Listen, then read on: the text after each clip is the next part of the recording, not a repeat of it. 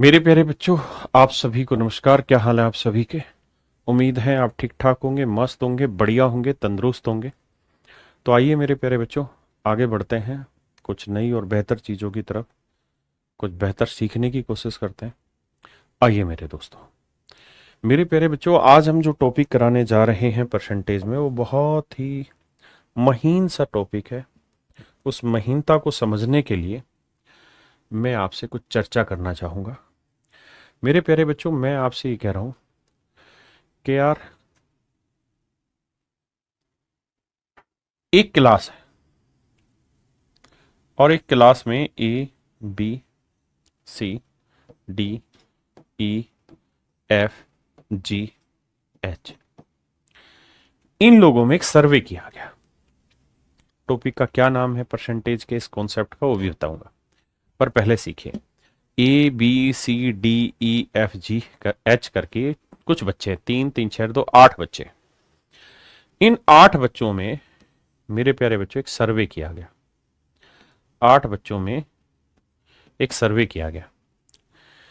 क्या सर्वे किया कि भाई, आप 8 बच्चों में से कितने ऐसे बच्चे हैं जो आइसक्रीम खाना पसंद करेंगे, और कितने ऐसे बच्चे हैं जो चॉकलेट खाना पसंद करेंगे। कितने बच्चे आइसक्रीम खाना पसंद करेंगे मेरे प्यारे बच्चों, और कितने बच्चे चॉकलेट खाना पसंद करेंगे। जब बात हुई तो पूछा गया कि भाई ये बताओ, कितने बच्चे आइसक्रीम खाना पसंद करेंगे और कितने बच्चे चॉकलेट खाना पसंद करेंगे। तो सवाल ने कहा कि भाई, ए ने कहा मैं आइसक्रीम खाना पसंद करूंगा, बी ने भी, सी ने भी, डी ने भी, ई ने भी, और एफ ने भी कहा, या ई ने भी कहा कि भाई मैं आइसक्रीम खाना पसंद करूंगा। लेकिन एफ, जी और एच, ये ऐसे भाई थे जिन्होंने कहा हम चॉकलेट खाना पसंद करेंगे। अब मेरे भाई, 8 बच्चों में ये सर्वे होने लग रहा था, तो बहुत सारे बच्चों ने कहा आइसक्रीम और बाकी बच्चों ने कहा चॉकलेट खाना पसंद करेंगे। अब मान लीजिए मैं हूं अधिकारी और मैंने आपको कहा कि यार, मुझे ये जो चॉइसेस बच्चों की आपने पता करके बताई है, मुझे जरा इसका ग्राफिकल रिप्रेजेंटेशन करके बताओ क्या है क्या नहीं। तो मैं कहूंगा कि सर देखो, ऐसा है, ये तो हैं वो बच्चे जो आइसक्रीम खा रहे हैं, ये तो वो बच्चे हैं जो आइसक्रीम खा रहे हैं, ठीक है जी। और सर जी, ये एक दूसरा ग्रुप बना दिया जो चॉकलेट खा रहा है। कर दिया जी ग्राफिकल रिप्रेजेंटेशन। भाई मैंने 2 सर्कल बना दिए। ये सर्कल मैंने कहा कि आइसक्रीम खाने वाले बच्चों को रिप्रेजेंट कर रहा है, ये सर्कल मेरे भाई चॉकलेट खाने वाले बच्चों को रिप्रेजेंट कर रहा है। आपने कहा ठीक है। अधिकारी तेज था, अधिकारी ने कहा कि अच्छा चल ठीक है। अब मैं ये कह रहा हूं कि भाई, जो सी है वो ऐसा लड़का है जो चॉकलेट भी पसंद कर रहा है और आइसक्रीम भी पसंद कर रहा है। अब इसे जरा रिप्रेजेंट करके दिखाओ, ग्राफिकली कैसे रिप्रेजेंट करोगे। तो अगर आप फिर से वही काम करने की सोच रहे हैं कि भैया ये वो बच्चे हो गए जो आइसक्रीम पसंद कर रहे हैं और ये वो बच्चे हो गए जो चॉकलेट पसंद कर रहे हैं, तो सर ये रिप्रेजेंटेशन सही नहीं हुआ। ये रिप्रेजेंटेशन सही नहीं हुआ। कुल मिला के सी कोई 2 बच्चा थोड़ी है, एक ही आदमी का नाम है। तो एक ही आदमी का नाम है तो यहां और यहां कैसे हो सकता है? ये संभव ही नहीं है। तो फिर क्या सही तरीका होगा? तो सर सही तरीका ये होगा कि भैया, ये वो बच्चे हैं जो जिन्हें चॉकलेट पसंद है और ये वो बच्चे हैं जिन्हें आइसक्रीम पसंद है। ये आइसक्रीम पसंद वाले बच्चे हैं, ये चॉकलेट पसंद वाले बच्चे हैं। तो ये दोनों आपस में जहां मिल रहे हैं, ये कौन सी पसंद के बच्चे हैं? ये वो बच्चे हैं जिन्हें चॉकलेट और आइसक्रीम दोनों पसंद है। यानी ए, बी, डी और ई, ये मेरे प्यारे बच्चों उन बच्चों की संख्या है जिन्हें आइसक्रीम पसंद है। एफ, जी, सी उन बच्चों की संख्या है जिन्हें चॉकलेट पसंद है। एफ, जी, एच, सॉरी, उन बच्चों की संख्या है जिन्हें चॉकलेट पसंद है। और मेरे बच्चे, ये वो बच्चे हैं जिन्हें चॉकलेट और आइसक्रीम दोनों पसंद है। चॉकलेट और आइसक्रीम दोनों पसंद है, क्योंकि ये जो सी ग्रुप है ये ऐसा ग्रुप है जो इसको भी रिप्रेजेंट कर रहा है, यानी आइसक्रीम वाली कॉलम में भी है और चॉकलेट वाले कॉलम में भी है।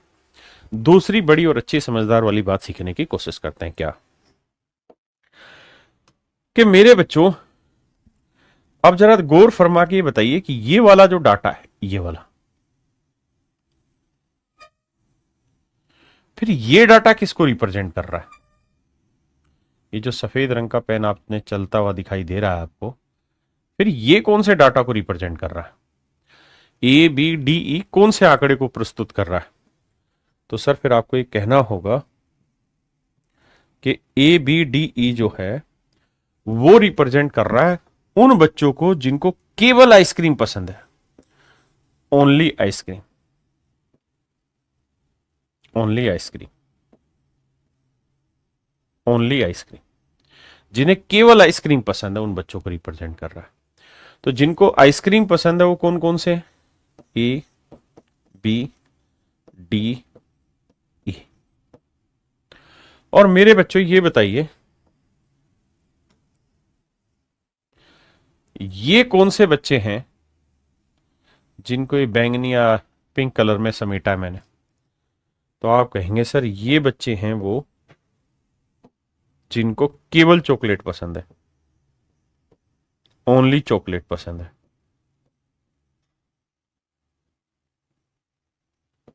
पसंद है, इनके नाम है एफ जी एच। ये वो बच्चे हैं मेरे भाई जिन्हें चॉकलेट पसंद है। और मेरे प्यारे बच्चों ये कौन से भाई हैं? ये वो भाई हैं जिन्हें चॉकलेट और आइसक्रीम दोनों पसंद है। Chocolate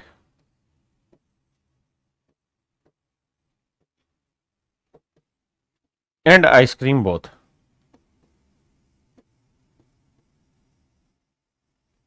chocolate and ice cream both, दोनों पसंद है, चॉकलेट भी और आइसक्रीम भी। तो इनकी संख्या सी, इनकी संख्या सी। मैं कहूं चॉकलेट कितनों को पसंद है तो F G H C. Ice cream कितनों को पसंद है तो ए बी डी ई सी। हाँ है ना? तो मेरे बच्चों ये तो थी दो चीजों की कहानी। अब हम करते हैं तीन पे भी आगे काम करेंगे, चार पे भी आगे काम करेंगे। चार पे नहीं आता पेपर में, दो पे ही पूछा जाता है, लेकिन तीन पे काम करेंगे। तो मेरे भाइयों यहां से आपको कुछ चीजें समझ में आई होंगी। एक बार जरा कमेंट करके बता दीजिए मुझे कि अब मैं परसेंटेज में कौन सा कॉन्सेप्ट पढ़ाने जा रहा हूं। जी बहुत बढ़िया, बहुत बढ़िया, बिल्कुल सही आपने बताया। मैं आपको परसेंटेज में पढ़ाने जा रहा हूं वेन डायग्राम, वेन आरेख, वेन डायग्राम, वेन आरेख, वेन आरेख। तो मेरे प्यारे बच्चों वेन आरेख में कुछ रिप्रेजेंटेशन होता है और उनकी क्या क्या मतलब होता है वो सारी बातें समझाता हूं, ध्यान देना। ये जो ब्रैकेट इस तरह से रेक्टेंगल बनी होती है ये रिप्रेजेंट कर रही होती कंप्लीट को, कंप्लीट या ग्रुप को। ये रिप्रेजेंट कर रहा होता है कंप्लीट को या ग्रुप को। जैसे मान लीजिए कोई स्कूल है और इस स्कूल में 140 बच्चे हैं, 140 स्टूडेंट है इस स्कूल में, 140 बच्चों को रिप्रेजेंट कर रहा है स्कूल रेक्टेंगल के रूप में। अब कह रहा हूं जी स्कूल में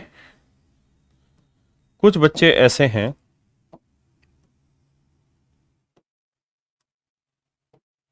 कुछ बच्चे ऐसे हैं जिनको क्रिकेट खेलना पसंद है, जिनको क्रिकेट खेलना पसंद है। मान लीजिए 80 बच्चे वो हैं जिन्हें क्रिकेट खेलना पसंद है। कुछ भाई ऐसे हैं जिनको हॉकी खेलना पसंद है, कुछ भाई ऐसे हैं जिन्हें हॉकी खेलना पसंद है। मान लीजिए 60 बच्चे वो हैं जिन्हें हॉकी खेलना पसंद है। हाँ जी। और 40 बच्चे मेरे प्यारे बच्चों वो हैं जिन्हें क्रिकेट और हॉकी दोनों गेम खेलना पसंद है। लाइक क्रिकेट, आराम से समझो धीरे धीरे। क्रिकेट कितने बच्चे लाइक करते हैं? 80। Like hockey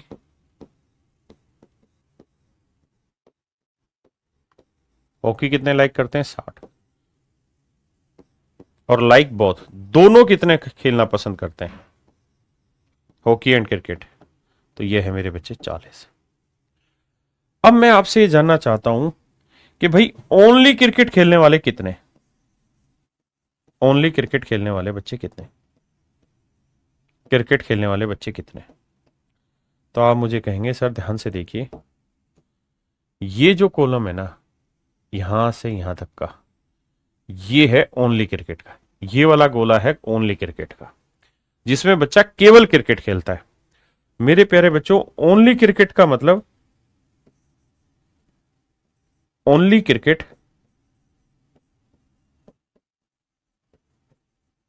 not hockey. यानी वो बच्चे जिन्हें केवल क्रिकेट पसंद है, हॉकी पसंद नहीं है, ये वो अर्थ है इसका। ओनली क्रिकेट मतलब ओनली क्रिकेट नॉट हॉकी, यानी केवल क्रिकेट खेलते, हॉकी पसंद नहीं करते। तो मेरे प्यारे बच्चों, ये वाली संख्या होगी। अब आप ये बात खूबसूरती से जानते हैं कि सर ये टोटल कितना है? 80। लेकिन इस 80 में से 40 तो वो बच्चे हैं जो क्रिकेट और हॉकी दोनों पसंद कर रहे हैं, और हमसे पूछा है केवल क्रिकेट खेलने वाले, मतलब वो जो केवल क्रिकेट खेलते हैं, हॉकी नहीं खेलते। तो भैया 80 में से 40 तो वो है जो हॉकी खेलते हैं, तो यानी केवल 40 बच्चे जो केवल क्रिकेट खेलते हैं। ऐसे मेरे बच्चे, अगर मैं कहूं कि ओनली हॉकी खेलने वाले, तो ओनली हॉकी का मतलब, ओनली हॉकी का मतलब ओनली हॉकी नॉट क्रिकेट, कि केवल हॉकी खेलते हैं, क्रिकेट नहीं। केवल हॉकी खेलते हैं मेरे प्यारे बच्चों, क्रिकेट नहीं। कोई फालतू कमेंट नहीं, अब सिर्फ पढ़ने पे ध्यान दो, फिर बाद में बात करें। तो मेरे भाई, टोटल हॉकी खेलने वाले 60 बच्चे हैं, और मैं पूछ रहा हूं ओनली हॉकी। ओनली हॉकी का मतलब जो क्रिकेट नहीं खेलते। तो अगर हॉकी में क्रिकेट, ये वाले तो क्रिकेट भी खेलते हैं, तो मुझे चाहिए वो जो केवल हॉकी खेलते हैं, क्रिकेट नहीं। तो 60 में से 40 हटाएंगे तो कितना बचा मेरे भाई? 20। यानी 20 बच्चे वो हैं जो केवल हॉकी खेलते हैं। 20 बच्चे मेरे प्यारे बच्चों वो हैं जो केवल हॉकी खेलते हैं। क्या आप सहमत हैं इस बात से? हाँ जी। किसी भाई ने कोई लोड है थे? नहीं। अब मैं आपसे ये जानना चाह रहा हूं, कितने ऐसे बच्चे हैं जो क्रिकेट और हॉकी दोनों खेलते हैं? एक शब्द होता है मेरे प्यारे बच्चों, जिसे हम कहते हैं cricket and hockey.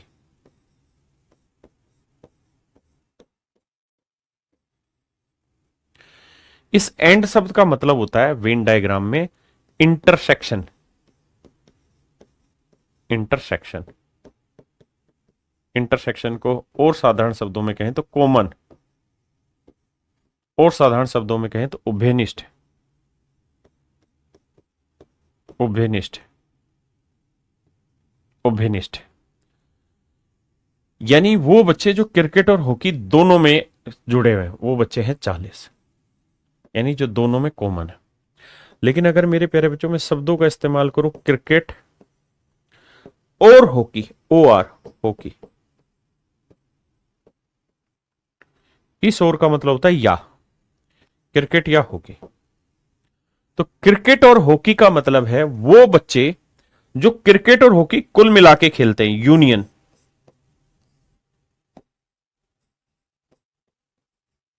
Union, union का मतलब होता है कुल मिला के जो खेलते हैं। तो क्रिकेट और हॉकी में वो सारे बच्चे आएंगे जो केवल क्रिकेट खेलते हैं, 40, यानी ओनली क्रिकेट,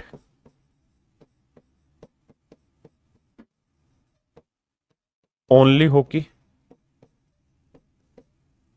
और ओनली हॉकी हो गया, और क्रिकेट एंड हॉकी बोथ। तो केवल क्रिकेट खेलने वाले 40 है, केवल हॉकी खेलने वाले 20 है, क्रिकेट और हॉकी दोनों खेलने वाले 40 है। तो 40 40 80 और 20 100, यानी कुल मिला के 100 ऐसे बच्चे हैं जो क्रिकेट और हॉकी के यूनियन में आते हैं। मतलब क्रिकेट खेलते हैं या हॉकी खेलते हैं, या क्रिकेट हॉकी दोनों खेलते हैं।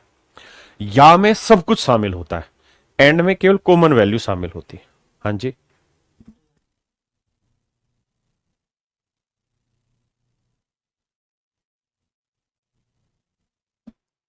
ठीक है मेरे भाई, किसी भाई ने कोई लोड है थे 10 कोई दिक्कत है तो?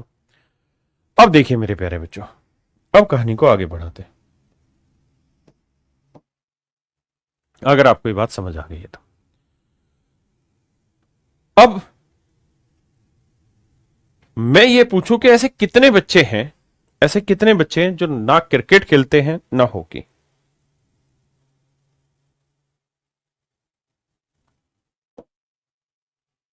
ऐसे कितने बच्चे हैं जो ना तो क्रिकेट खेलते ना hockey, neither cricket nor hockey, neither cricket nor hockey.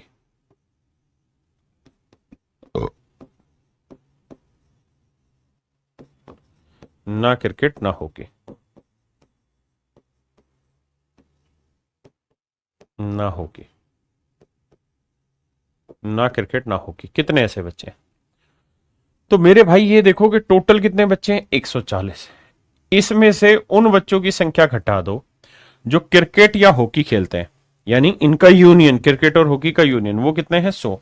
तो 140 में से 100 बच्चे हटा देंगे तो बाकी बचे 40। ये 40 वो होंगे जो ना क्रिकेट खेलते हैं ना हॉकी खेलते हैं, जो ना क्रिकेट खेलते हैं मेरे बच्चों ना हॉकी खेलते हैं। तो ये है वेन डायग्राम का मूल स्वरूप, ये है मेरे प्यारे बच्चों वेन डायग्राम का मूल स्वरूप।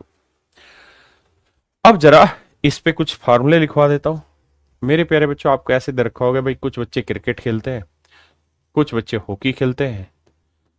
देखिए एनसी का मतलब होता है नंबर ऑफ प्लेयर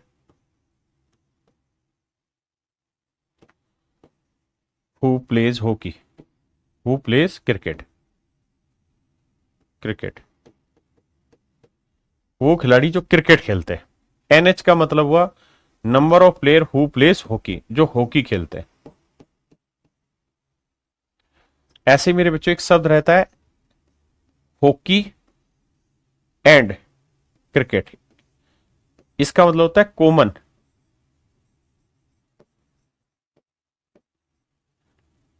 एंड, इसकी जगह एंड होता है। हॉकी एंड क्रिकेट का मतलब हॉकी और क्रिकेट में दोनों में जो कॉमन है, तो ये रहता है, इसका मतलब है number of player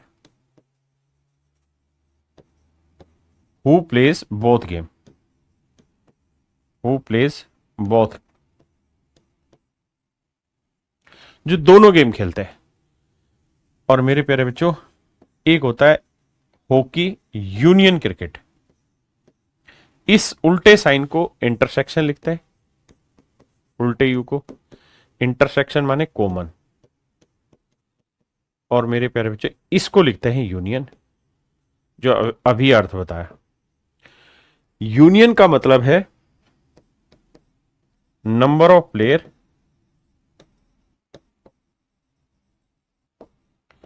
who plays hockey और क्रिकेट, हु प्लेज हॉकी और क्रिकेट। ये मेरे प्यारे बच्चों फार्मूलों की शब्दावली होती है। और यहां फार्मूला बनता है हमेशा कि भैया हॉकी और क्रिकेट कितने खेलते हैं, इसका सूत्र होगा जो बच्चे हॉकी खेलते हैं, जो बच्चे क्रिकेट खेलते हैं, उनमें से उन बच्चों की संख्या घटा दो जो क्रिकेट और हॉकी दोनों खेलते हैं, तो ये कुल मिला के आ जाएगा यूनियन। जैसे इस सवाल में अगर हम बात करें तो उन बच्चों की संख्या बताइए जो मेरे प्यारे बच्चों क्रिकेट खेलते हैं, 80, 80। उन बच्चों की संख्या बताइए जो हॉकी खेलते हैं, 60। 80 और 60 जोड़ दिया। अब इसमें से उन बच्चों की संख्या घटा दो जो दोनों गेम खेलते हैं, तो 80 और 60 140 में 40 गया 100। तो यानी 100 बच्चे ऐसे हैं जो या तो क्रिकेट खेलते हैं या फिर हॉकी खेलते हैं, या तो मेरे प्यारे बच्चों क्रिकेट खेलते हैं या फिर हॉकी खेलते हैं। बहुत ध्यान से सुनो, मुझे पता है बहुतों को समझ नहीं आ रहा, लेकिन धीरे धीरे सीखने की कोशिश करो, भागने की कोशिश ना करो। तो अगर कोई आपसे पूछे कि भाई कुल मिला के कितने बच्चे हॉकी और क्रिकेट खेल रहे हैं, तो इसका मतलब होगा कि इन दोनों के जोड़ में से ये घटा देना। क्यों घटा देना, इस पॉइंट को भी समझने की कोशिश करना। देखो यार ध्यान से, भाई हॉकी और क्रिकेट कुल मिला के कितने खेलते हैं, तो ये सारा डाटा है, ये ओनली क्रिकेट, ये क्रिकेट, ये केवल हॉकी। तो ये सारा जो डाटा है ये बेसिकली रिप्रेजेंट करेगा क्रिकेट और हॉकी मिला के खेलने वाले। अब कहानी क्या होती है कि एक ये वाला जो आंकड़ा है ना, ये जो कॉमन वाला, एक बार तो जुड़ना ही चाहिए इसके अंदर, लेकिन दूसरी बार ये बाकी का हिस्सा लेना चाहिए, यानी ये वाला हिस्सा नहीं लेना चाहिए। तो जब हम इन्हें जोड़ते हैं ना, तो ये जो कॉमन वाला हिस्सा है 40, ये 60 के अंदर भी मौजूद है और इस 80 के अंदर भी मौजूद है। तो एक बार तो इसे शामिल करना चाहिए, लेकिन दूसरी बार 60 में ये शामिल नहीं करना, क्योंकि ये ऑलरेडी हो चुका है। तो दूसरी बार टोटल निकालने के लिए हमें ये वाला हिस्सा चाहिए। यानी अगर आपसे पूछा जाए कि ए यूनियन बी किसे रिप्रेजेंट करेगा, तो इस चीज को रिप्रेजेंट करेगा, इस चीज को रिप्रेजेंट करेगा मेरे बच्चे, है ना। और अगर इस चीज को रिप्रेजेंट करेगा तो एक बार आप पूरा ले लीजिए, दूसरी बार केवल इतना ले लीजिए। तो होता क्या है कि जब आप इन दोनों को जोड़ोगे तो 40 एक बार इसमें भी है और 40 इसमें भी है। तो बेटर तरीका ये कि इन दोनों को जोड़ो, इसमें से कॉमन हटा दो, तो आ जाएगा आपके पास टोटल नंबर ऑफ स्टूडेंट। आइए मेरे बच्चे, अब इन पे धीरे धीरे सवाल उठाने शुरू करते हैं। पहला क्वेश्चन देखिए, कह रहे इस परीक्षा में 35% छात्र गणित में फेल हुए, यानी number of student who fail in math is 35%। 25% छात्र इंग्लिश में फेल हुए, number of student who fail in English 25%। और कह रहे जी दोनों विषयों में, यानी मैथ और इंग्लिश दोनों विषयों में जो फेल हुए हैं वो है मेरे बच्चे 10%। तो मैं आपसे जानना चाह रहा हूं कि भाई उन बच्चों की संख्या बताओ जो मैथ और इंग्लिश में कुल मिला के, यानी मैथ और इंग्लिश, यानी इनका यूनियन बताओ कि कुल मिला के बच्चे कितने हैं जो मैथ और इंग्लिश में फेल हुए हैं। तो इसका फार्मूला होगा मैथ में फेल होने वाले, इंग्लिश में फेल होने वाले, माइनस में मैथ और इंग्लिश में इंटरसेक्शन। तो मेरे प्यारे बच्चों, मैथ में फेल होने वाले 35 है, इंग्लिश में फेल होने वाले 25 है, दोनों में फेल होने वाले 10 है। 35 और 25, 3 2 5 60, 60% में से 10% घटाएंगे मेरे बच्चों, आंसर है 50%। यानी मेरे प्यारे बच्चों 50% बच्चे ऐसे हैं जो मैथ और इंग्लिश दोनों में कुल मिला के फेल हुए। तो सवाल में ये कह रहा है कि भाई टोटल बच्चे कुछ नहीं तो 100% ही लेंगे, क्योंकि परसेंट है तो 100% लेंगे। इसमें से 50% बच्चे वो हैं जो मैथ या इंग्लिश में फेल हुए हैं। तो बाकी कौन से बच्चे होंगे? बाकी वो बच्चे होंगे जो ना मैथ में फेल हुए होंगे ना इंग्लिश में फेल हुए, मतलब 100 में 50 गया 50। तो बाकी 50% बच्चे वो होंगे जो मैथ और इंग्लिश दोनों में पास हुए। मेरे प्यारे बच्चों, ये तो तरीका है इस सवाल को सोल्व करने का फार्मूले से। अब हम चर्चा करते हैं इस सवाल को वेन डायग्राम से कैसे सोल्व किया जाए, क्योंकि हमें धीरे धीरे दोनों ही चीजों पे पकड़ बनानी है। और छोटे सवालों में वेन डायग्राम बहुत काम करेगा, बड़े सवालों में फार्मूला भी काम आ जाता है। देखिए जी, दो चीजें, तो एक मान लो मेरे प्यारे बच्चों मैथ में फेल होने वाले 35% है, एक मान लो इंग्लिश में फेल होने वाले 25% है, और मेरे प्यारे बच्चों दोनों में फेल होने वाले 10%। तो कुल मिला के कितने फेल हुए हैं मैथ या इंग्लिश में? तो उसका तरीका है 35 और 25 का जोड़ करोगे 60, 60 में से 10 हटा दो तो आंसर आएगा 50। यानी 50% भाई ऐसे बच्चे हैं जो मैथ या इंग्लिश में फेल हुए। तो 100 में से 50% हटा देंगे तो बाकी 50% कौन से होंगे? वो होंगे जो दोनों में पास हुए। अगर पूछे केवल मैथ में कितने फेल हुए, तो 35 में 10 गया 25%। केवल इंग्लिश में कितने फेल हुए? 25 में 10 गया 15%। So these are your answer my dear. आइए भाई, कहते हैं एक परीक्षा में 65% छात्र गणित में पास हुए, 48% छात्र भौतिकी में। देखिए यार, दो गोले बनाएंगे।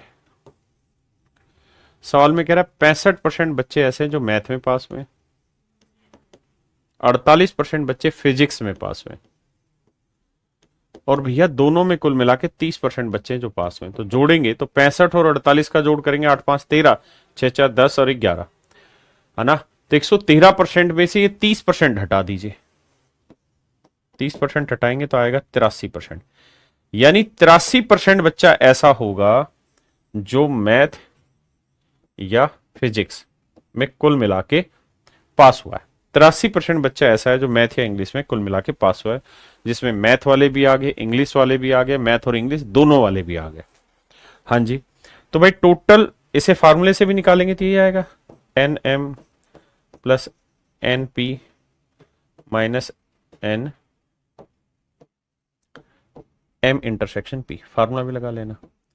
तो 100% में से 83% बच्चे ऐसे हैं जो पास हुए, तो किसी ना किसी एक सब्जेक्ट में, चाहे मैथ में हो केवल में, या केवल इंग्लिश में, केवल फिजिक्स में हुए हो, या दोनों में। तो बाकी 17% कौन होंगे? बाकी 17% वो बच्चे होंगे जो मैथ फिजिक्स दोनों में पास हुए। तो ऑप्शन ए।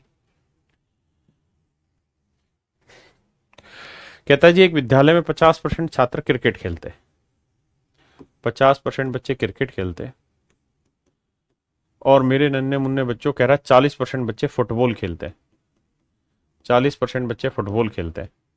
10% मेरे भाइयों बच्चे ऐसे हैं जो क्रिकेट और फुटबॉल दोनों खेलते हैं, 10% बच्चे ऐसे हैं जो क्रिकेट फुटबॉल दोनों खेलते हैं। मैं जानना चाह रहा हूं कि उन बच्चों की संख्या बताओ जो क्रिकेट या फुटबॉल खेलते हैं, मतलब इनका यूनियन बताओ। तो क्या तरीका होगा? 50 और 40 90, 90 में से 10 घटाएंगे 80, यानी 80% बच्चे ऐसे हैं जो कोई ना कोई गेम खेलते हैं। Either they will play cricket, मतलब ओनली क्रिकेट और ओनली फुटबॉल, और क्रिकेट फुटबॉल बहुत है। 80% है, तो टोटल बच्चे कितने हैं? 100%। जब भी परसेंटेज की कहानी हो तो कुल मिला के बच्चे 100% है। उसमें से 80% ऐसे ढक्कन हैं जो दोनों गेम खेलते हैं, मतलब कुल मिला के यूनियन, यानी या तो केवल क्रिकेट या केवल फुटबॉल या दोनों। तो भाई बाकी बचे कितने? 20%। तो 20% वो होंगे जो ना क्रिकेट खेलेंगे ना ही फुटबॉल खेलेंगे, यानी मेरे प्यारे बच्चों 20% इज योर राइट आंसर। कह रहा जी 50 लोग हिंदी बोलते हैं, 20 लोग तमिल बोलते हैं। 50 लोग हिंदी बोलते हैं, 20 लोग तमिल बोलते हैं, और भाई 10 लोग ऐसे हैं जो हिंदी और तमिल दोनों बोलते हैं। तो भैया कह रहा है उन लोगों की संख्या ज्ञात करो जो हिंदी या तमिल, हिंदी या तमिल का मतलब यूनियन, हिंदी यूनियन तमिल, इसकी वैल्यू जानना चाह रहा है। तो सीधा सा तरीका 50 और 20 70, 50 और 20 70, 70 में से 10 हटा दोगे 60, यानी 60 बच्चे ऐसे होंगे जो हिंदी या तमिल बोलते हैं। भाई बड़ा सीधा सा तरीका बताया। ये जो 10 है ये 2 बार काउंट हो रखा है, इस 50 में भी 10 शामिल है और इस 20 में से भी 10 शामिल है। एक बार तो लेना है भाई, ये लेना है, ये लेना है और ये लेना है। तो इस 50 के अंदर ये भी शामिल है, ये भी शामिल है, लेकिन इस 20 में से मुझे ये लेना है, ये दोबारा नहीं लेना। तो करेंगे क्या? 50 और 20 का जोड़ करके जो ये चीज है ये घटा देंगे। फार्मूले में भी आप यही करते हैं। कहते हैं एक परीक्षा में 60% छात्र गणित में पास हुए,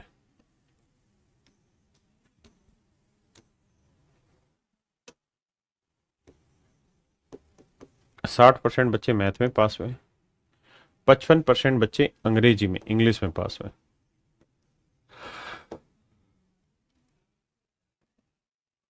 और कह रहा है हर कोई विद्यार्थी ऐसा जो किसी न किसी विषय में पास हुआ है, हर कोई विद्यार्थी ऐसा जो किसी न किसी विषय में पास हुआ है। यानी यूनियन जो है ना मेरे बच्चे, वो दे रखी 100, यूनियन दे रखी 100%।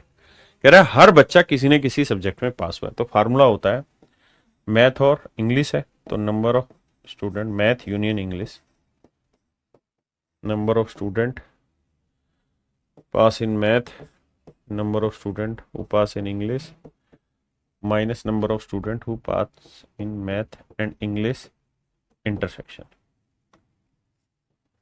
अब देखिए मेरे प्यारे बच्चों, मैथ यूनियन इंग्लिश की हम बात कर रहे हैं। तो कह रहा हर बच्चा किसी न किसी सब्जेक्ट में पास हुआ है, यानी 100 के 100% बच्चे ऐसे हैं जो मैथ या इंग्लिश में पास हुए। मैथ में कितने पास हुए? 60। इंग्लिश में पास कितने हुए? 55%। तो कॉमन की वैल्यू क्या होगी? 60 और 55, 115, 115 में 100 हो गया, तो एक्स की वैल्यू आ गई 15%, यानी 15% बच्चे वो हैं जो कॉमन में पास हुए। अब यहां कैसे निकालें? तो भैया इन दोनों का जोड़ कर लो, 60 और 55 कितने हो गए? 115। तो इस हिसाब से तो 115 बच्चे पास हुए, लेकिन सच ये है कि 100% बच्चा ही पास हुआ है। तो ये 15% फालतू कहां से आ रहा है? ये वो 15% है जो इधर भी काउंट हो गया और इधर भी काउंट हो गया, इस वजह से आ रहा है। हाँ जी, जो भाई अभी भी इस बात को नहीं समझते वो इसको ऐसे करें कि मान लेते हैं कि मैथ और इंग्लिश दोनों में कुल मिला के एक्स बच्चे पास हो रहे हैं, तो केवल मैथ में कितने पास होंगे? 60 माइनस एक्स, और केवल इंग्लिश में तो भैया पूरा इंग्लिश है, 55 में से एक्स घटाएंगे तो केवल इंग्लिश 55 माइनस एक्स। तो टोटल बच्चे कितने हैं? 60 minus x plus x, 55 minus x, और टोटल बच्चे हैं 100%। अब भाई एक्स से एक्स काटा तो यहां से एक्स की वैल्यू निकालोगे वही 15 आएगी, यानी परसेंटेज है तो 15%। हाँ है ना। देखिए धीरे धीरे स्नेही स्नेही बात पल्ले पड़ती है, मैं भी जानता हूं आप, लेकिन अभी इस पे फोकस करिए।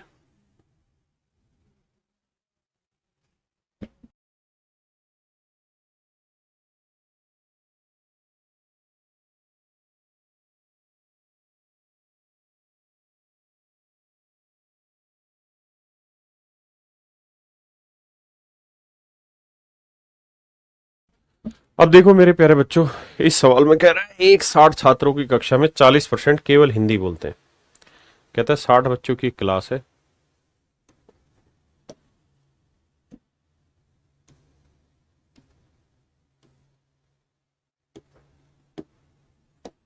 कहता है जी 60 बच्चों की टोटल एक क्लास है, इसमें 40% केवल हिंदी बोलते हैं, ओनली हिंदी वाले 40% है, 25% केवल इंग्लिश बोलते हैं।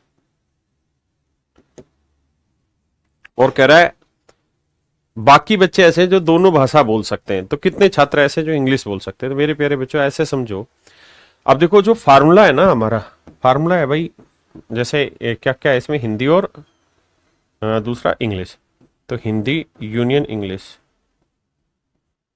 ये बराबर होगा Hindi English, Hindi intersection English.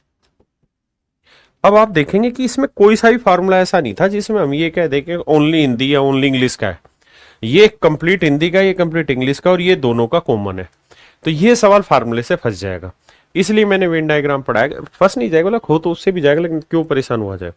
ये सवाल ऐसा है जिसमें थोड़ी सी मेहनत अगर आप इस पे कर दोगे तो वेन डायग्राम से जल्दी निकल जाएगा। अब आपको सिर्फ ये सोचना है कि भाई टोटल है बच्चे 100%, ये बच्चे हैं 25%, ये बच्चे हैं 40%, तो 40 और 25 कितने हो गए? 65%। तो 100 में से मेरे प्यारे बच्चों 65% घटा दोगे तो बच्चे कितने? 35%। यानी इसका मतलब ये हुआ मेरे भाई 35% बच्चे ऐसे हैं जो दोनों में कॉमन है। 35% बच्चे मेरे प्यारे बच्चों ऐसे हैं जो दोनों में कॉमन है, यानी हिंदी और इंग्लिश दोनों में कॉमन है। अब मैं आपसे सवाल में ये पूछना चाहता हूं कि भाई हिंदी कितने बच्चे पढ़े हैं या इंग्लिश कितने बच्चे बोलते हैं? तो इंग्लिश कितने बच्चे बोल रहे हैं ये अब आपके लिए आसान है। कैसे? टोटल जोड़ोगे तो 25 और 35 का जोड़ कितना हुआ? 50। तो 50% मेरे प्यारे बच्चों हिंदी ना इंग्लिश बच्चे बोलते हैं। 35 और 25 कितना हुआ? 50 नहीं 60%, सॉरी माफ करना। यानी 60% बच्चे ऐसे हैं मेरे भाई, हाँ जी रोहित, 60% बच्चे ऐसे हैं जो आपके इंग्लिश बोलते हैं। लेकिन वो नहीं कह रहा कितने परसेंट, कह रहा कितने बच्चे। तो भाई टोटल बच्चे कितने हैं? 60। तो 60 का 60% निकालो, तो मेरे भाई आया 36। यानी 36 बच्चे ऐसे हैं मेरे प्यारे बच्चों जो अंग्रेजी बोलते हैं। केवल अंग्रेजी नहीं, अंग्रेजी बोलते हैं। मैं कहूं हिंदी कितने बोलते हैं? तो 40 और 35, 75% हिंदी बोलते हैं। हाँ जी, समझे भाई मेरी बात?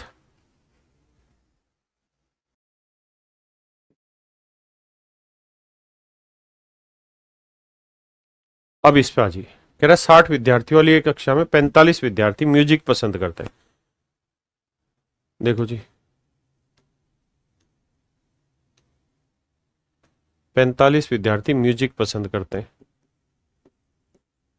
और मेरे बच्चे 50 विद्यार्थी डांस पसंद करते हैं।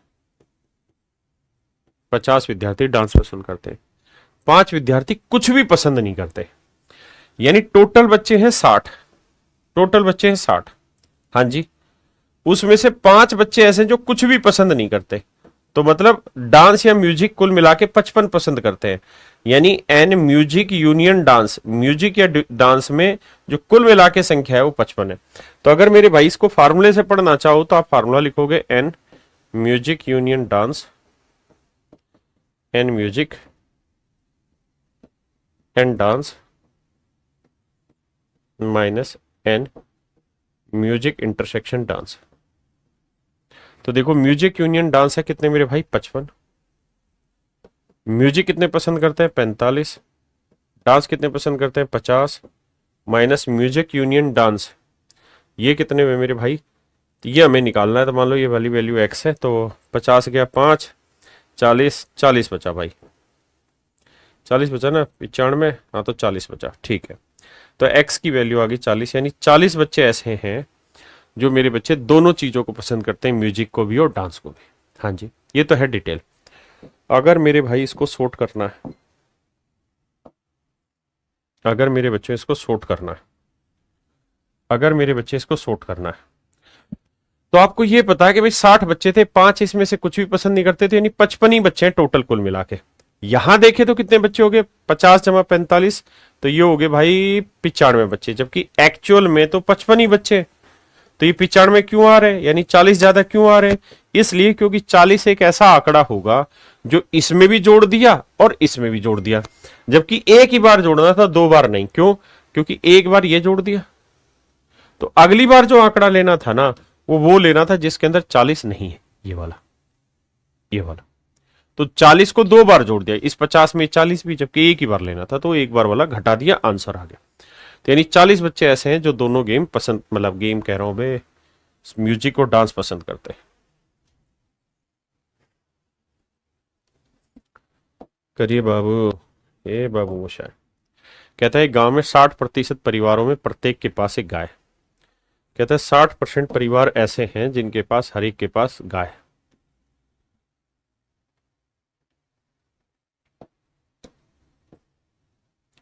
60% घर ऐसे जिनके पास गाय है,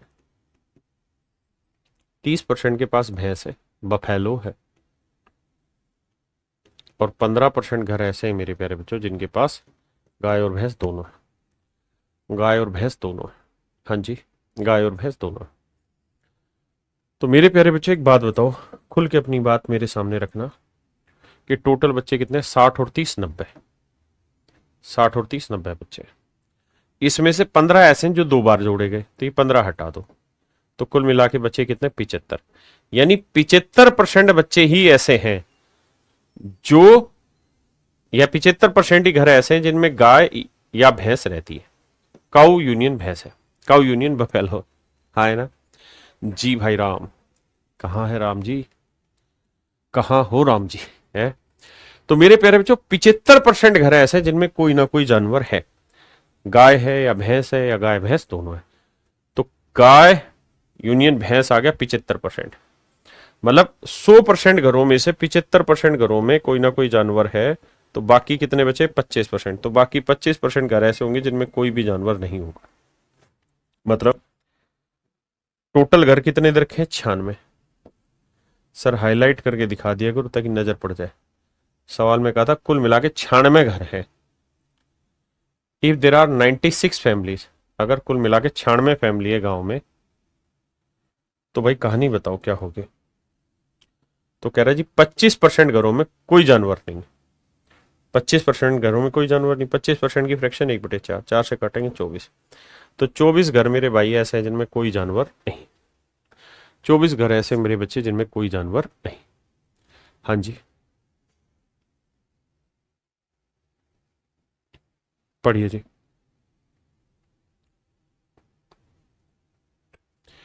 तक थई थई थई था, तक थई थई तक थई था।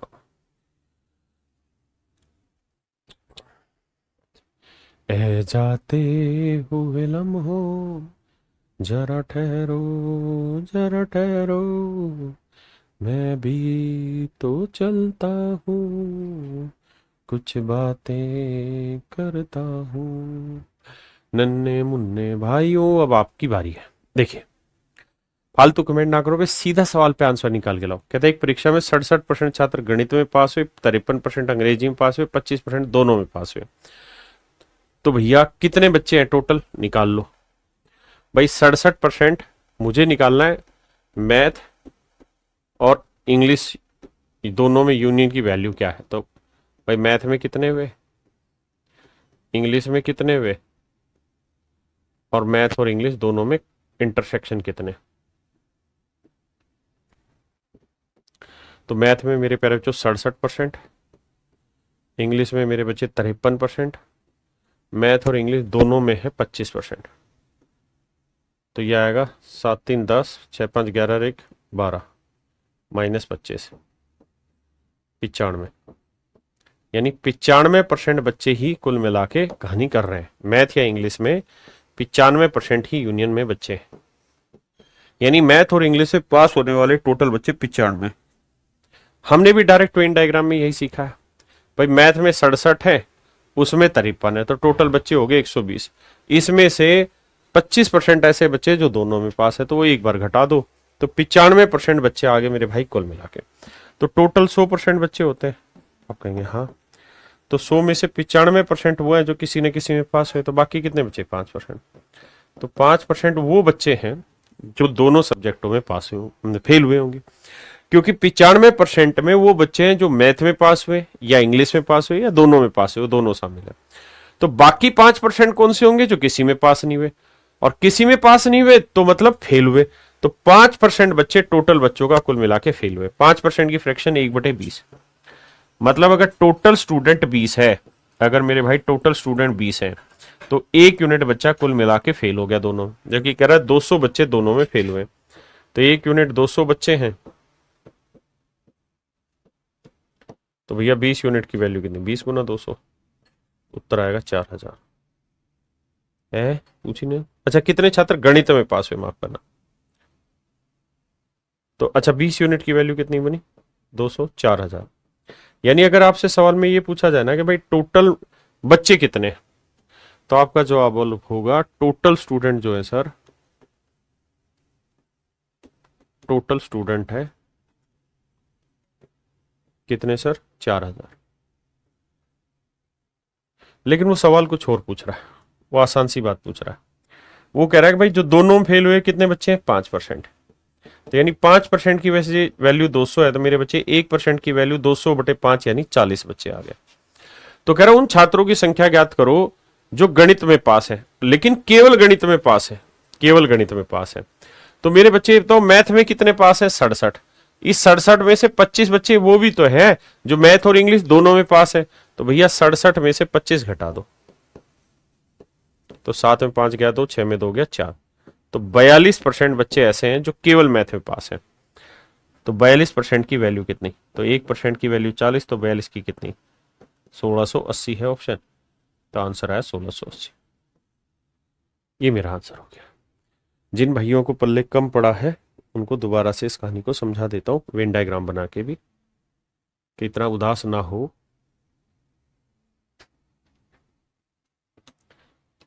भाई एक सिंपल बात कह रहा है, एक मैथ है, दूसरा इंग्लिश है। मैथ में 67% बच्चे पास हो रखे, इंग्लिश में भाई 53%, दोनों में हो रहे 25%। तो टोटल यहां से निकालोगे 95% पास हुए, तो 5% फेल, वो इतना।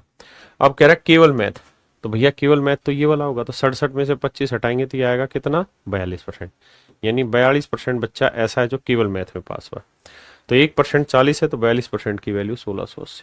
That would be my dear student is your right answer. हाँ है ना? ये मेरे प्यारे बच्चों मेरा आंसर।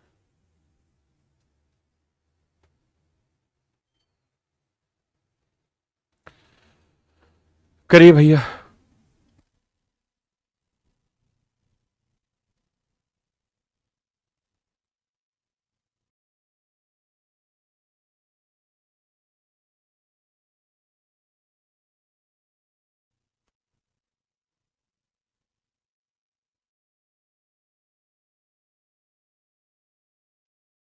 आइए मेरे प्यारे बच्चों, कह रहा है कि एक परीक्षा में 48% छात्र हिंदी में,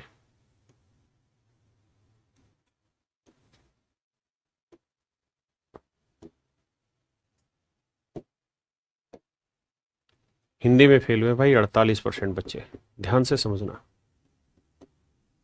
32% छात्र हिस्ट्री में फेल हुए, हिस्ट्री में 32% बच्चे फेल हुए, ई से डिनोट कर देते इतिहास को।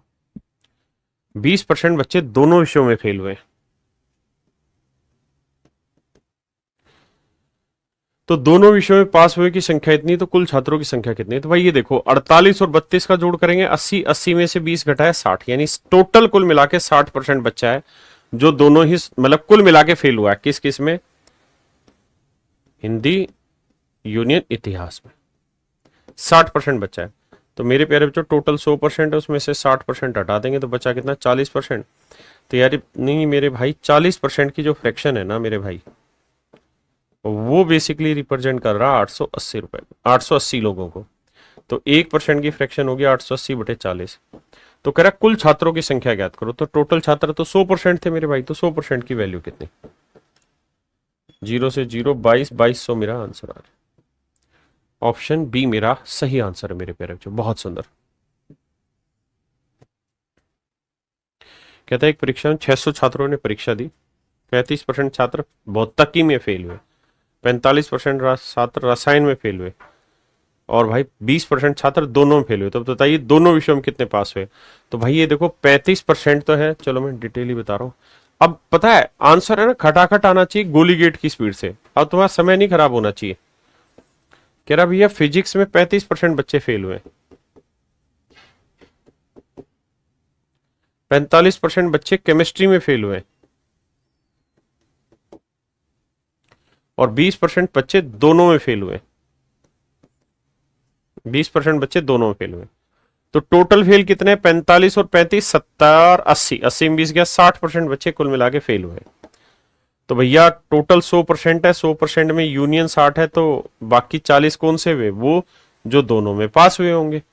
तो दोनों में जो पास हुए हैं वो 40% है, और हमें 600 टोटल बच्चे दे रखे हैं। तो 600 का 40% निकालना है, 6 चौक 24, 240 मेरे बच्चे मेरा आंसर होगा। मेरे नन्हे मुन्ने मेरे प्यारे बच्चों 240 is your right answer, 240 is your right answer.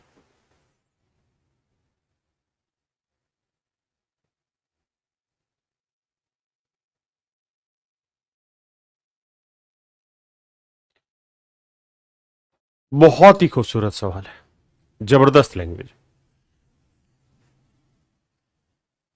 मैं इस सवाल को समझाने से पहले आपको कुछ कहना चाहता हूं। मैं कहना चाहता हूं कि दो सब्जेक्ट है, हिंदी और इंग्लिश।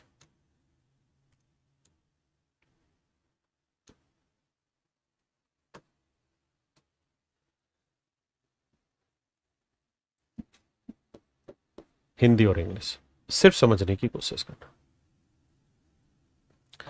अगर मेरे बच्चे, मैं आपको ये कहूंगे भाई मुझे टोटल बच्चों की संख्या बताओ कितनी है, यूनियन को रिप्रेजेंट करके दिखाओ, तो आप कहेंगे ये यूनियन है सर।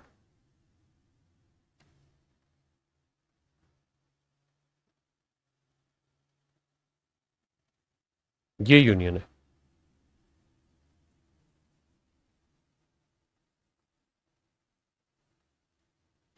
ये मेरे प्यारे बच्चों यूनियन। ये मेरे नन्हे मुन्ने प्यारे बच्चों यूनियन है। ये क्या है? यूनियन है। इस बात को ध्यान रखना। ये रिप्रेजेंट पता है किसे कर रहा है? ये रिप्रेजेंट कर रहा है एन, हिंदी यूनियन इंग्लिश को। ये है वो सारा डाटा जो हिंदी यूनियन इंग्लिश को रिप्रेजेंट कर रहा है। मतलब कंप्लीट है, थोड़ा गैप तो मैंने इसलिए छोड़ा कि लाइन बाहर ना चली जाए। अब मेरे बच्चों मैं कुछ जानना चाहता हूं आपसे, कुछ समझना चाहता हूं, उसकी तरफ दिमाग दौड़ाना। मैं कहूं कि भाई 40 बच्चे ऐसे हैं जो केवल हिंदी में पास हुए। शब्दों को ध्यान से सुना, 40 बच्चे ऐसे हैं जो केवल हिंदी में पास हुए। 20 बच्चे ऐसे हैं जो हिंदी और इंग्लिश दोनों में पास हुए। और यार 25 बच्चे ऐसे हैं जो इंग्लिश में पास हुए।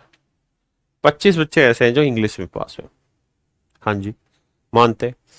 अब मैं आपसे ये जानना चाहता हूं, ओनली, बड़े शब्दों को ध्यान से समझना, ओनली पास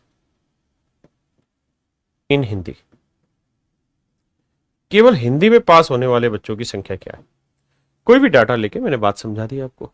आपने कहा जी 40, केवल हिंदी में पास होने वाले बच्चे हैं 40।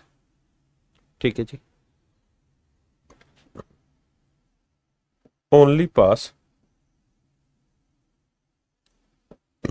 इन इंग्लिश, केवल इंग्लिश में पास होने वाले। तो आपने कहा सर ये भी बात आसान है, 25 आपने लिखाई है। अब मैं आपको कहूं टोटल स्टूडेंट कितने, हिंदी में लिखता हूं भाई कुल छात्र कितने, तो आप कहोगे सर कुल छात्रा अगर आपको पढ़ने हैं तो आप करो 40 जमा 20 जमा 25, 5 2 4 2 6 2 8 85, यानी 85% बच्चे ऐसे हैं, मतलब टोटल कुल मिला के 85 बच्चे मेरे भाई, टोटल कुल मिला के मेरे बच्चे कितने, 85 बच्चे। मेरे नन्हे मुन्ने प्यारे बच्चों, कुल मिला के 85 बच्चे। कितने बच्चे हैं भाई, 85। कुल मिला के मेरे भाई 85 बच्चे हैं, इस बात को ध्यान रखिए, कुल मिला के 85 बच्चे हैं। ठीक है, अब मैं आपसे यही जानना चाहता हूं,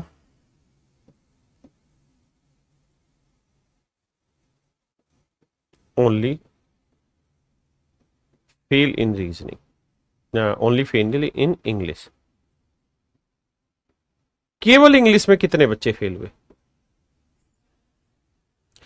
केवल इंग्लिश में कितने बच्चे फेल हुए, ये मैं जानना चाहता हूं। केवल इंग्लिश में कितने बच्चे फेल हुए या केवल हिंदी में कितने बच्चे फेल हुए, ओनली फेल इन इंग्लिश। ठीक है, इसका मुझे सोच समझ के उत्तर देना, कोई रट्टबाजी नहीं, कोई तरीका और फालतू नहीं लगाना।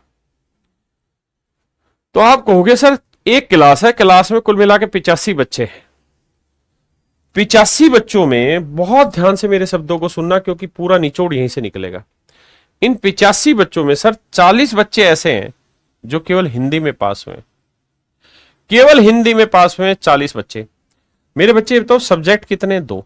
तो जो बच्चे केवल हिंदी में पास हुए हैं, इसका मतलब इंग्लिश में फेल नहीं हुए, इंग्लिश में फेल नहीं होंगे वो, बोलो। मेरे बच्चे जो केवल हिंदी में पास हुए हैं, क्या इसका मतलब ये नहीं कि वो केवल इंग्लिश में फेल हुए। भाई 2 सब्जेक्ट है, हिंदी और इंग्लिश।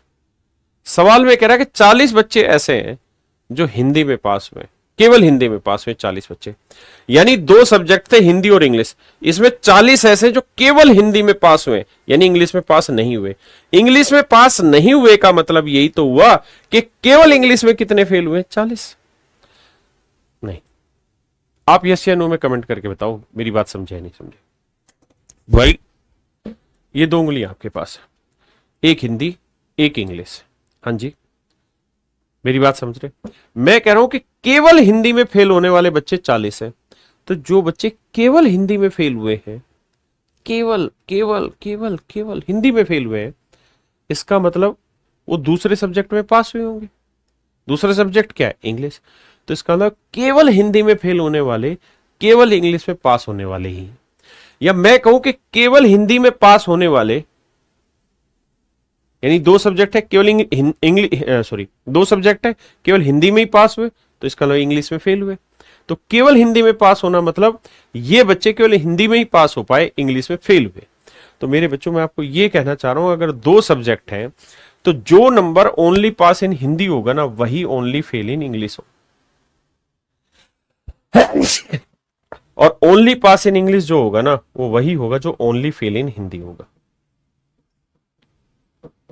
फेल इन हिंदी, देखिए शब्दों का जंजाल है, जितना प्यार से समझो उतना बेटर। बार बार लैंग्वेज को देखो। अब कमेंट करके बताओ कितने बच्चे इस बात से सहमत हैं, जल्दी से। Very good. यानी 2 ही चीजें हैं भाई, मैं ऐसे कहूं कि ये आइसक्रीम है,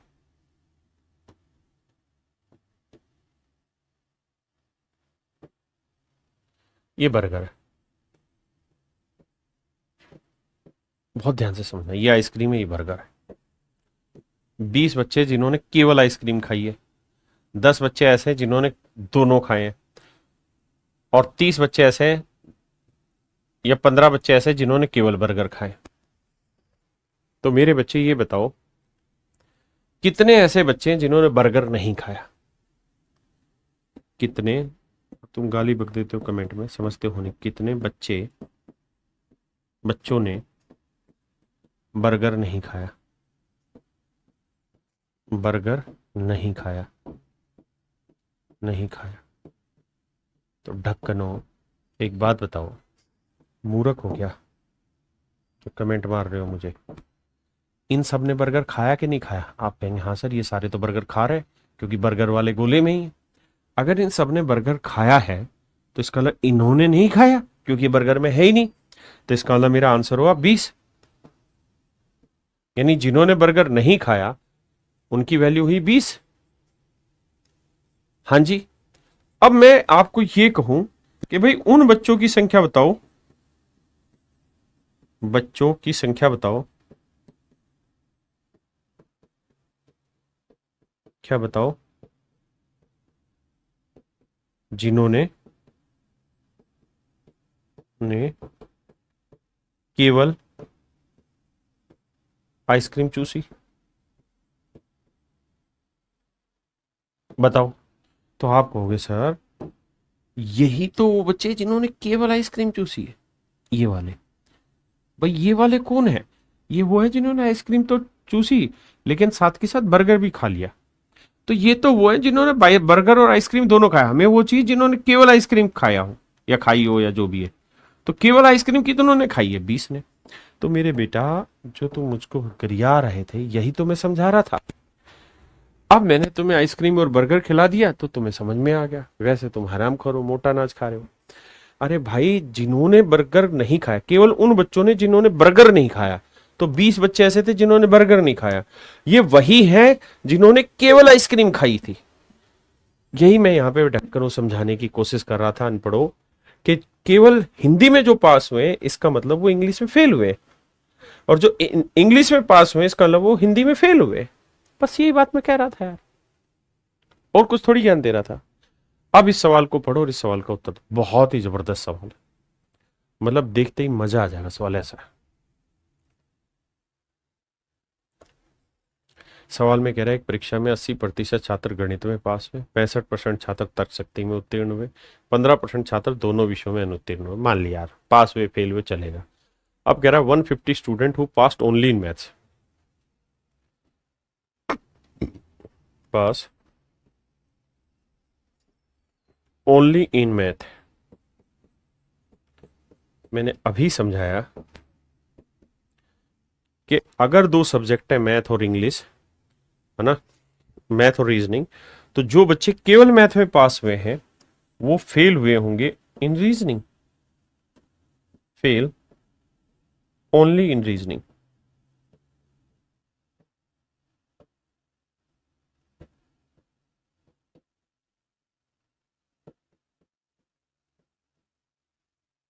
only fail only in reasoning.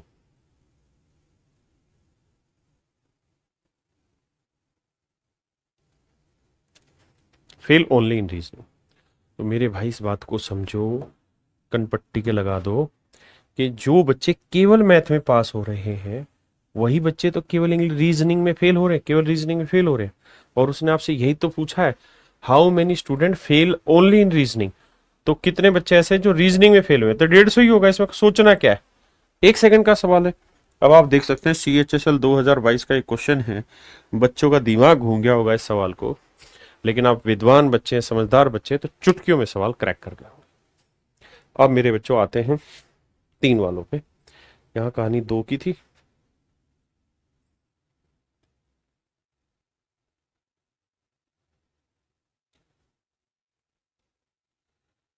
आइए भाई, पहले एग्जाम्पल से समझा देता हूँ मतलब क्या होता है। देखो यार 3 चीजें होंगी इस बार। डाटा बदल देते हैं, गोलों का रंग बदलते हैं, रंग बदलती दुनिया में क्या तेरा है क्या मेरा। रंग बदलते हैं भाई।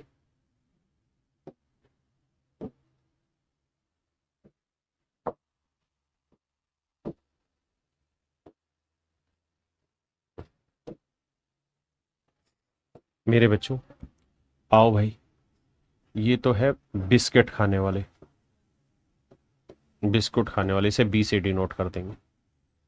ये है भैया आइसक्रीम खाने वाले, इसे आई से डिनोट कर देंगे। आइसक्रीम, आइसक्रीम खाने वाले इसे हम आई से डिनोट कर देंगे। और मेरे नन्हे मुन्ने बच्चों ये है कौन से बच्चे? ये वो बच्चे हैं बिस्किट खा लिया, आइसक्रीम खा लिया, चॉकलेट कर देते हैं इनको, ये चॉकलेट खाने वाले। तो इसे हम सी से डिनोट कर देंगे, इसे हम आई से डिनोट कर देंगे। ठीक है। अब मैं आपसे ये कह रहा हूं कि जहां जहां मैं पेन चलाऊं उस हिस्से को बताना क्या क्या मतलब है। बताते रहना कमेंट में, मैं आंसर देता रहूंगा। मैं आपको कहूं कि मुझे बताइए ये जो डाटा है ये किसको रिप्रेजेंट कर रहा है, केवल इतना। तो आप कहेंगे सर ये रिप्रेजेंट कर रहा है, बिल्कुल ठीक, जिन्होंने केवल बिस्किट खाया है, क्योंकि बिस्किट तो इन सबने खाया है, लेकिन इसमें ये जो हैं ये ऐसे हैं जिन्होंने और भी कुछ खा लिया है ना। लेकिन ये वाला जो डाटा है, ये डाटा मेरे बच्चों ऐसा है जिन्होंने केवल और केवल केवल और केवल बिस्किट ही खाया, मेरे बच्चे ओनली बिस्किट के हैं डाटा। मेरे बच्चों मैं आपको कहूं कि मुझे ये बताइए ये बच्चे कौन है,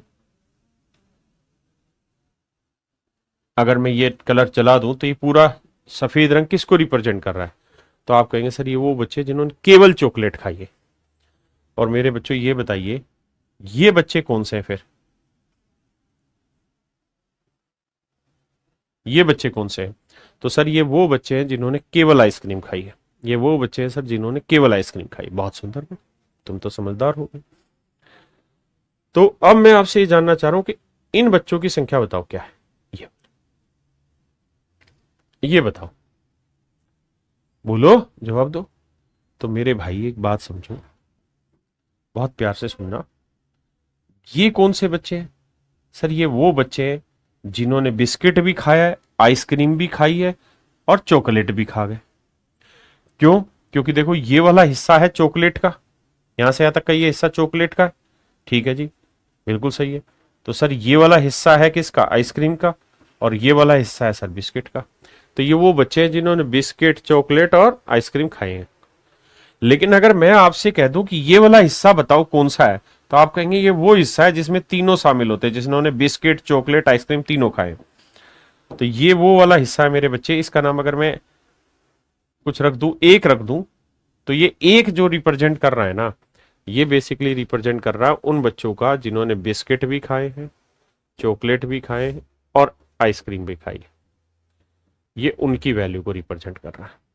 हाँ जी, ऐसे ही मेरे बच्चों अगर मैं आपको कहूं कि भाई मुझे ये वाली वैल्यू बताइए दो किसको रिप्रेजेंट कर रहा है, तो आप कहेंगे देखो सर ये तो वो बच्चे हो गए जिन्होंने बिस्किट भी खाए हैं, चॉकलेट भी खाए और आइसक्रीम भी खाए हैं। लेकिन अगर इसमें से मैं ये डाटा हटा के सिर्फ इतना ही रखूं, इतना ही रखूं, तो ये किसको रिप्रेजेंट कर रहा है। तो सर ये बेसिकली रिप्रेजेंट करेगा उन बच्चों को जिन्होंने only only biscuit intersection ice cream खाई है, जिन्होंने केवल बिस्किट और आइसक्रीम खाई है, ये दो को रिप्रेजेंट करेगा। क्या आप समझ पा रहे हैं भाई, समझने की कोशिश करना। मैं तुम्हें कहूं तुम सा हंसी देखा नहीं। अब मेरे बच्चों ये बताना ये जो डाटा है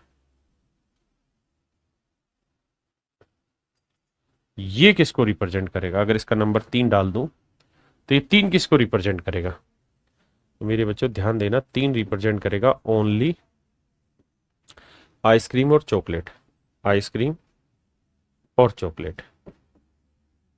समझ गए, यानी ये 3 वो है जिन्होंने आइसक्रीम और चॉकलेट खाई है, बट क्या नहीं खाई है, बिस्किट नहीं खाए, क्योंकि ये लाल रंग या गुलाबी रंग जो है ये चॉकलेट में और आइसक्रीम में ही घूम रहा है। अब मेरे भाई मैं कहूं तुम्हें, मैं अगर कहूं तुम साहसी देखा नहीं, भैया जी ये 4 है। तब मुझे बता दो ये 4 कहां इस्तेमाल होगा, 4 कहां इस्तेमाल होगा। तो आप कहेंगे 4 इस्तेमाल होगा sir only biscuit and chocolate, biscuit and chocolate. अब मुझे बताइए कहानी आपको समझ में आई कि नहीं आई। हाँ है ना, केवल बिस्किट और चॉकलेट और कहीं यूज नहीं होगा। क्या आप मेरी बात समझ पाए, हाँ है ना। तो ये मेरे बच्चे इनके शब्दों के अर्थ हैं। अब आप चाहें तो मैं इस पे एक फार्मूला लिखवा देता हूं, मतलब आप समझ ही गए। देखिए अगर मैं ये लिख रहा हूं ना बिस्किट इंटरसेक्शन चॉकलेट, तो इसका मतलब बिस्किट और चॉकलेट कॉमन मिला के कितने बच्चे खाने वाले हैं वो है। तो बिस्किट, इस शब्द को समझना, अगर मैं सिंपल ये कहूं कि बिस्किट और चॉकलेट का इंटरसेक्शन बताओ क्या होगा नंबर ऑफ स्टूडेंट, तो भैया बिस्किट है यहां, चॉकलेट है यहां, तो बाबू ध्यान ये दे देना, गड़बड़ झाले में मत फंस जाना। बिस्किट और चॉकलेट खाने वाले ही हैं, ये सारे बच्चे वो है जो बिस्किट भी खा रहे हैं और चॉकलेट भी खा रहे हैं, है ना, क्योंकि ये एक वाला भी ऐसा है जो बिस्किट भी खा रहा है चॉकलेट भी खा रहा है। तो इसका आंसर हो जाएगा 1 + 4। लेकिन अगर मैं कहूं कि ओनली बिस्किट और चॉकलेट, तो उसमें केवल 4 आएगा। ओनली में और टोटल में फर्क होता है, उस बात को समझना। अब मैं इसका एक शॉर्टकट लिखवा दे रहा हूं मेरे बच्चों, शॉर्टकट पे फोकस करिए। 3 चीजें होंगी, मान लो ए बी और सी, 3 चीजें। तो आपसे ऐसे में पूछेगा N A union B union C, कहेगा इसकी वैल्यू बताओ। तो N A N B N C minus N A union B, माफ करना, ए इंटरसेक्शन बी। ये ओनली नहीं है, ओनली अलग होता है। N B intersection C, N C intersection ए।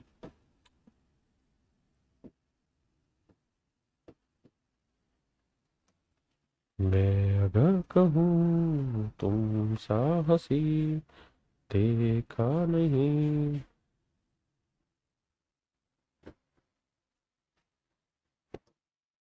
और माइनस में रहता है मेरे बच्चे, यहां लिख देता हूं माइनस में, N A intersection B intersection सी,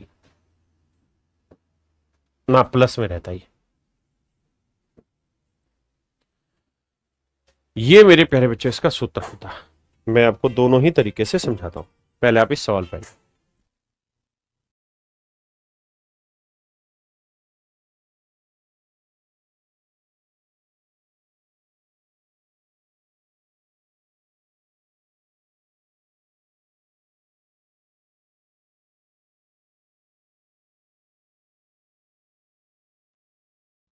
देखिए मेरे प्यारे बच्चों, अगर मैं इस सवाल को वेन डायग्राम से समझाने लगूं तो ऐसे कह रहा है कि भाई 3 चीजें हैं, मैथ, इंग्लिश और हिंदी। ये 3 चीजें, मैथ, हिंदी और इंग्लिश। अब जरा ध्यान से देखिए, कह रहा है 40% बच्चे मैथ में पास होते हैं,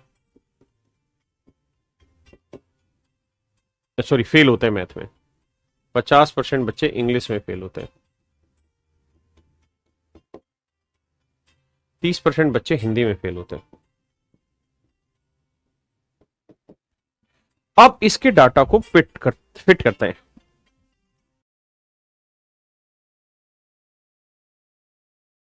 देखिए 30% है, कह रहा 25% छात्र गणित और अंग्रेजी दोनों में फेल हो रहे हैं। मैथ और इंग्लिश में 25% बच्चे फेल हो रखे हैं। 15% छात्र इंग्लिश में हिंदी में, 15% छात्र इंग्लिश में हिंदी में फेल हुए। 22% छात्र हिंदी में गणित में, 22% छात्र मेरे प्यारे जो हिंदी में गणित में फेल हुए। यदि 13% छात्र ऐसे हैं 13% छात्र ऐसे मेरे प्यारे बच्चों जो तीनों सब्जेक्टों में फेल है, तो तीनों विषयों में पास होने वाले टोटल बच्चे बताइए कितने होंगे। तो आप ये बताइए कि यार 22% बच्चे वो हैं जो यहां से यहां तक है। 22 में से ये 13 आए थे, कितना बता, 9%। ये टोटल है 15, 15 में से ये 13 आए थे, कितना हुआ, 2%। ये टोटल खाना जो है ये 25 है, 25 में ये 13 थी, कितना आएगा, 12। अब मैं कहूं कि केवल मैथ में कितने फेल है, तो भाई ये पूरा है 40, 40 में से 9%, 13%, 12%, तो 12 और 13 25, 25 और 9 34, तो 40 में 34 गया, 6% केवल मैथ में। ये पूरा है 50, तो 12 13 25 और 2 27, तो केवल इंग्लिश में कितने में मेरे बच्चे, 23%। ये पूरा है मेरे बच्चे 30, तो 13 और 2 15, 15 और 9 24, 30 में 24 गया, 6%।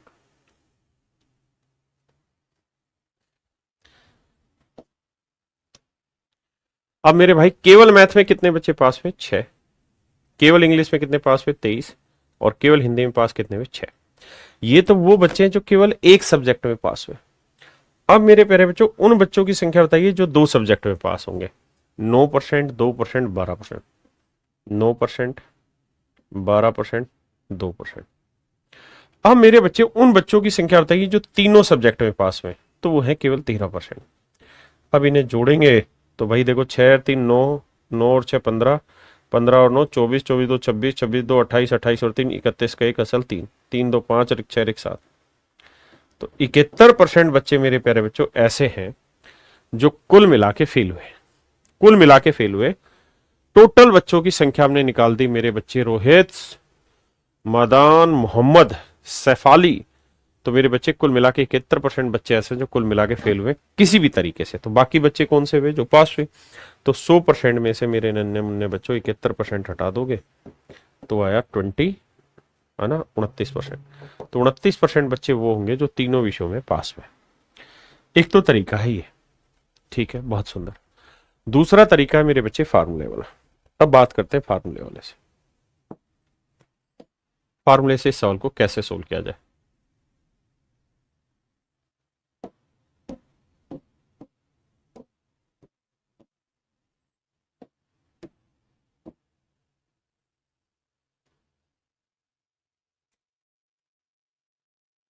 छोटा कर रहा हूं डाटा, बाकी आप समझना। देखिए यार, आप जानते हैं फार्मूला ये रहता है, math union English union Hindi.